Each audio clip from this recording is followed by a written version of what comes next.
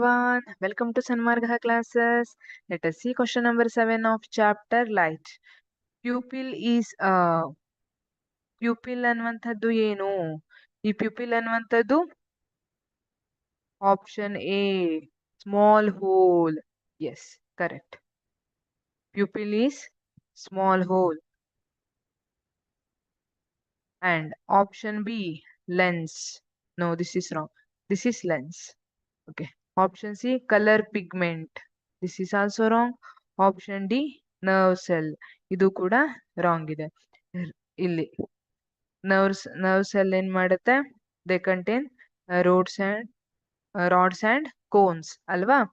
ಆ nerve cell ಅವು object ಅನ್ನ ಡಿಟೆಕ್ಟ್ ಮಾಡುವಂತದ್ದು. ಅದರಿಂದ ಆಪ್ಟಿಕ್ ನರ್ವ್ ಥ್ರೂ ಬ್ರೈನಿಗೆ ಮೆಸೇಜ್ ಅನ್ನ ಕಳಿಸಿರ್ತವೆ. ಸೊ ಇಲ್ಲಿ ಕರೆಕ್ಟ್ ಆಪ್ಷನ್ ಅಂದ್ರೆ option A, small hole. Pupil ಅನ್ನುವಂಥದ್ದು ಸ್ಮಾಲ್ ಹೋಲ್ ಆಗಿದೆ. ಇದು ಎಷ್ಟು ಬೆಳಕು ಕಣ್ಣೊಳಗೆ ಎಂಟ್ರಿ ಕೊಡ್ಬೇಕು ಅನ್ನುವಂಥದ್ದನ್ನ ಮ್ಯಾನೇಜ್ ಮಾಡುತ್ತೆ. ನಾವು ಬೆಳಕಿನ ಟೈಮ್ ಅಲ್ಲಿ ಬ್ರೈಟ್ ಲೈಟ್ ಇದೆ ನಮ್ ಕಣ್ ಮುಂದೆ ಅಂದ್ರೆ ಪ್ಯೂಪಿಲ್ ಸ್ಮಾಲ್ ಸೈಜ್ ಆಗುತ್ತೆ. ಯಾಕೆಂದ್ರೆ small amount of light is enough.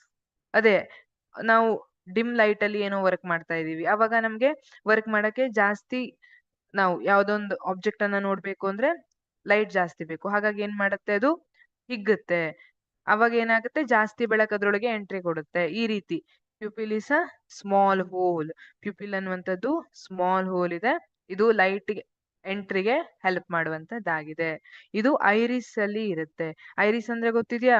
Iris ಅನ್ನುವಂಥದ್ದು ಐ ಕಲರ್ ಗೆ ರೆಸ್ಪಾನ್ಸಿಬಲ್ ಆಗಿರುವಂತಹ ಪಾರ್ಟ್ ಆಗಿರುತ್ತೆ ಐರಿಸ್. ಆ ಐರಿಸ್ ಅಲ್ಲಿ ಸ್ಮಾಲ್ ಹೋಲ್ ಪ್ಯೂಪಿಲ್ ಅಂತ ಕರಿತೀವಲ್ಲ, ಅದು ಲೊಕೇಟ್ ಆಗಿರುತ್ತೆ.